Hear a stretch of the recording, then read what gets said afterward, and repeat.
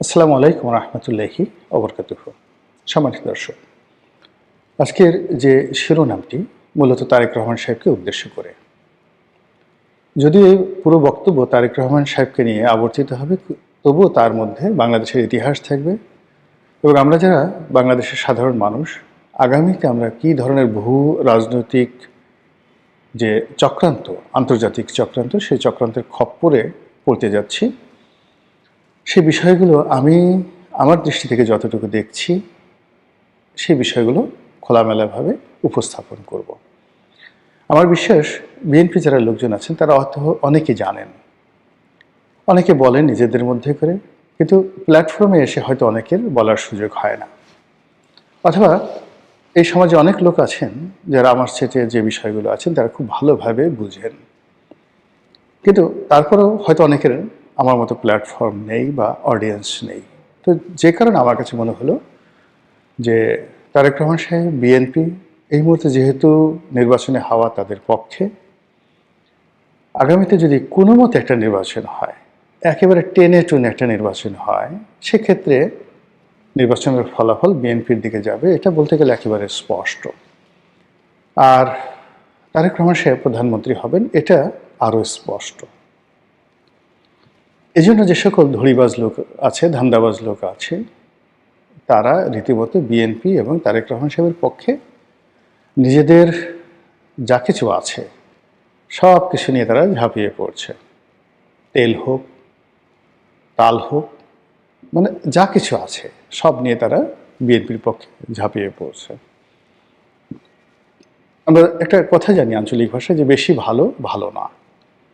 অতিরিক্ত মহব্বত, অতিরিক্ত চিন্তা চেতনা, অতিরিক্ত তোয়াজ তদবির সবই বিপদ এবং বিপত্তি ডেকে নিয়ে আসে।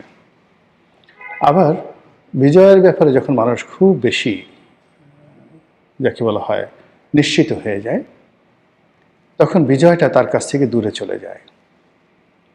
এটার অনেক প্রাকৃতিক বিষয় রয়েছে। আল্লাহ যখন আপনাকে কোনো একটা নিয়ামত দেন এবং কোনো কারণ ছাড়া আপনাকে একটা নিয়ামত দেন,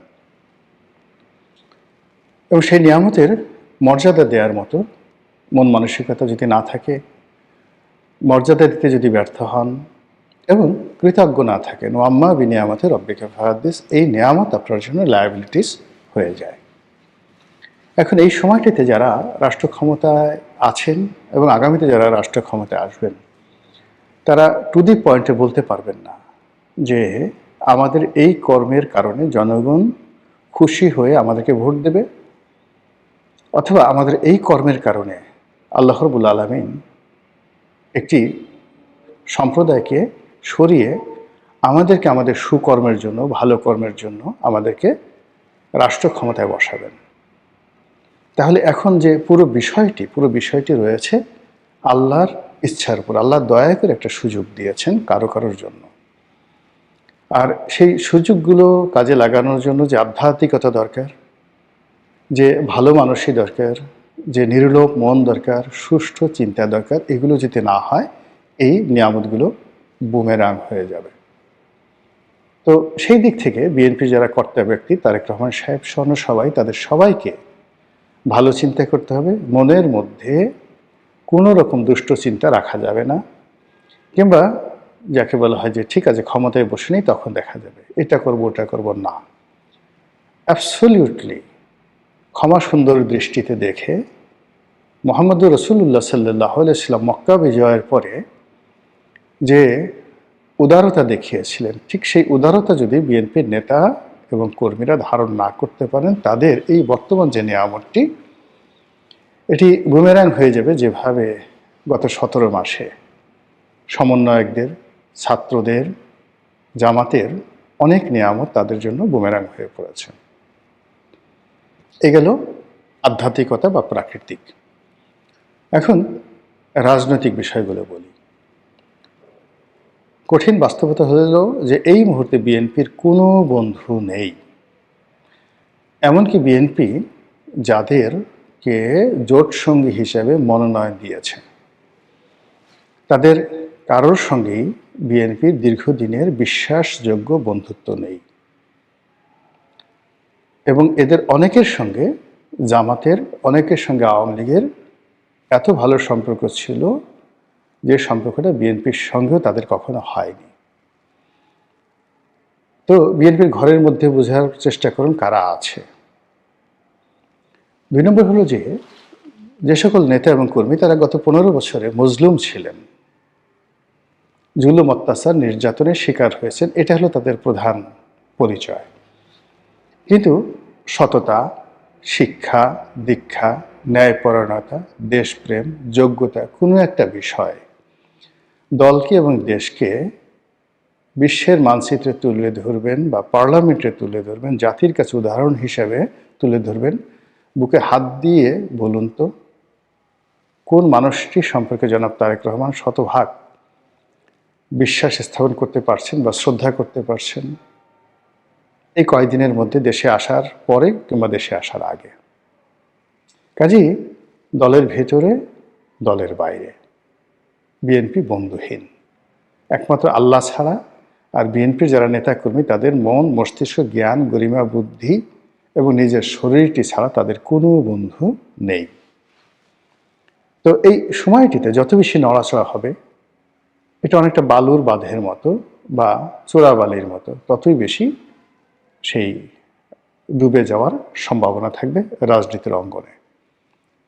নির্বাচন খুব সন্নিকটে, কারোর সঙ্গে বন্ধুত্ব দরকার নেই, শত্রুতাও দরকার নেই, জাস্ট অ্যাজ ইট ইজ। কিন্তু যে বিষয়টি এই মুহূর্তে বিএনপিকে এবং জনাব তারেক রহমান সাহেবকে ভীষণ রকম ভোগাবে, সেটি হলো ডক্টর মোহাম্মদ ইউনূসের সঙ্গে জনাব তারেক রহমান সাহেবের যে কমিটমেন্টগুলো, এই কমিটমেন্টগুলোর ক্ষেত্রে ডক্টর মোহাম্মদ ইউনূস যাই করুন না কেন, তারেক রহমান সাহেবকে চিন্তায়, চেতনায়, কর্মে 100% সৎ হতে হবে, কমিটেড হতে হবে এবং কোনো অবস্থাতেই 19-20 করা যাবে না এবং কোনো অ্যাটিটিউডে যেন ডক্টর মোহাম্মদ ইউনূস এবং তার যারা পারিষদবর্গ আছে তারা নিজেদেরকে ইনফেরিয়ার মনে না করেন, কোনো কারণে তারেক রহমান সাহেবের উপর থেকে মুখ উঠিয়ে নেন, মুখ ঘুরিয়ে নেন, সমর্থন প্রত্যাহার করেন কিংবা নেতিবাচক আচরণ করে জামাতের দিকে ফিরে যান, এরকম একটা সিঙ্গেল ডট থাকা যাবে না। আরেকটি বিষয় সেটা হলো যে এই সময়টিতে সেনাবাহিনীর সঙ্গে যে সম্পর্ক রয়েছে জনাব তারেক রহমান সাহেবের, সেই সম্পর্কটি নিয়েও একদম নড়াচড়া করা যাবে না। এখানে শুধুমাত্র তার যে কমিটমেন্ট যাদের সাথে রয়েছে সেই কমিটমেন্টের ব্যাপারে তাকে শতভাগ সৎ থাকতে হবে, মনে এবং মস্তিষ্কে, আচরণে কোনো কিছু দেখার দরকার নাই। এখন যেভাবে তারেক রহমান সাহেবের সঙ্গে দেখা করার জন্য সব মানুষ ছুটছে এবং তাকে যেভাবে সুপ্রিয়ার বা সুপ্রিম কমান্ডার বানানোর জন্য যে লোকজন চেষ্টা করছে, এতে করে তারেক রহমান সাহেবের যারা বন্ধু, যারা তাকে আহ্বান করে বাংলাদেশের যারা লোকজন তাকে এনেছেন, ভরসা দিয়েছেন, স্পষ্টতই তাদের একটা বিরাট অংশ নিজেদেরকে ইনফেরিয়ার মনে করছেন। সামনের দিনগুলোতে এটাকে কাটিয়ে উঠতে হবে এবং জনগণের প্রতি নির্ভর করতে হবে এবং তাতে যা হয় তাই হবে। কিন্তু কোনো অবস্থাতেই যারা তাকে আহ্বান করে এনেছেন, যাদের সঙ্গে তার একটা সমঝোতা হয়েছে, তাদের মনে ন্যূনতম সন্দেহ তৈরি করা যাবে না। থার্ড যে বিষয়টি সবচেয়ে মারাত্মক, এখানে আপনি দেখুন যে ক্ষণে ক্ষণে দিল্লির সঙ্গে ওয়াশিংটনের যে সম্পর্ক, সেই সম্পর্কটি যাকে বলা হয় খারাপ হচ্ছে, আবার ভালো হচ্ছে। তো এক্ষেত্রে আমি জানি না যে বাংলাদেশে যে মার্কিন যুক্তরাষ্ট্রের ডিপ স্টেট পলিসি, যার প্রেক্ষিতে শেখ হাসিনা ক্ষমতাচ্যুত হয়েছে, সেই পলিসির যারা কুশীলব তারা এই মুহূর্তে কি করছেন, কি ভাবছেন, এই ডিপ স্টেট পলিসির যারা লোকজন রয়েছেন তাদের সঙ্গে কি ডোনাল্ড ট্রাম্পের আসলেই সম্পর্ক আছে কিনা, বা ডোনাল্ড ট্রাম্প বাংলাদেশের যে পরিবেশ, পরিস্থিতি, রাজনীতি, এটি কি সরাসরি নিজে হ্যান্ডেল করতে চাচ্ছেন, নাকি ডিপ স্টেট থিওরির মাধ্যমে পরিচালনা করতে চাচ্ছেন, নাকি তার যে পূর্বসূরি জো বাইডেন সরকার বা ওবামা সরকার তাদের মতো করে ভারতের দিল্লির চোখ দিয়ে দেখতে চাচ্ছেন, এটা জনাব তারেক রহমান সাহেবকে খুব সতর্কভাবে বুঝতে হবে। 2 নম্বর হলো যে এখানে দিল্লির সাথে তার যে সম্পর্কটি, যেটা নিয়ে খুব বদনাম হচ্ছে, কিংবা আওয়ামী লীগের সঙ্গে তার যে সম্পর্কটি নিয়ে যে সকল কানাঘোষা হচ্ছে, এই ব্যাপারে ন্যূনতম নড়াচড়া করা যাবে না, কোনো রকম নড়াচড়া করা যাবে না, কোনো রকম প্রতিক্রিয়া দেখানো যাবে না। কারণ কি? এই কারণে হলো ডোনাল্ড ট্রাম্প একবার দিল্লির দিকে ঝুঁকছেন, এত আনপ্রেডিক্টেবল, একটু পরে আবার মোদিকে আক্রমণ করতে চাচ্ছেন। এবং সেই যে ভেনেজুয়েলার প্রেসিডেন্টকে ধরে নিয়ে যাওয়ার পর তার অহংকার এতটা বেড়ে গেছে, সে এখন ডেনমার্কের যে ভূমি গ্রিনল্যান্ড এটা অধিকার করতে চাচ্ছেন। সে এখন ন্যাটো থেকে আমেরিকার সৈন্য প্রত্যাহার করতে চাচ্ছেন। সে কানাডা দখল করতে চাচ্ছে, মেক্সিকো দখল করতে চাচ্ছে, তারপর কলম্বিয়া দখল করতে চাচ্ছে, কিউবা দখল করতে চাচ্ছে, ভারতকে খোঁটা দিচ্ছে এবং নরেন্দ্র মোদীকে তার সে সাহায্য করতে চাচ্ছে। তো কাজেই এখানে যদি ডোনাল্ড ট্রাম্পের সাথে, ডিপ স্টেটের সাথে, আমেরিকার সাথে তারেক রহমান সাহেবের কোনো সমঝোতা থাকে, সম্পর্ক থাকে এবং এটা দিল্লি টের পায়, দিল্লি মুহূর্তের মধ্যে রিভার্স হয়ে যাবে। আবার দিল্লির সঙ্গে যদি তারেক রহমান সাহেবের কোনো যোগাযোগ থাকে, এটা যদি আমেরিকা টের পায়, তাহলে ডোনাল্ড ট্রাম্প কী করতে পারে আপনি বুঝতে পারেন। ফলে এখানেও তাকে যথেষ্ট প্রজ্ঞা নিয়ে, বুদ্ধি নিয়ে, মেধা নিয়ে পুরো পরিস্থিতি তাকে মূল্যায়ন করতে হবে, তারপর নড়াচড়া করতে হবে। এবং এখন যেটা ডেইলি স্টারের যে সম্পাদক যে কথাগুলো বলছেন, যে মত প্রকাশের স্বাধীনতা দূরের কথা, বেঁচে থাকাটাই তো এখন সমস্যা হয়ে দেখা দিয়েছে। তারেক রহমান সাহেব এবং বিএনপির এখন যে অবস্থা, বাইরে থেকে আপনারা দেখছেন ক্ষমতায় আসবে, প্রধানমন্ত্রী হবে, এটা একটা সাইড। কিন্তু ডার্ক সাইডটা হলো যে অসংখ্য ঝুঁকি একেবারে ঝড়ের মতো করে জনাব তারেক রহমান সাহেব এবং বিএনপিকে গ্রাস করার জন্য চারিদিকে যেভাবে ওত পেতে আছে, পান থেকে চুন খসলেই পুরো দল এবং এই দলের অসংখ্য নেতাকর্মী রীতিমতো কৃষ্ণ গহ্বর, যেটিকে আমরা বলি ব্ল্যাক হোল, সেই ব্ল্যাক হোলের মধ্যে পড়ে যাবে, এতে কোনো রকম সন্দেহ নেই।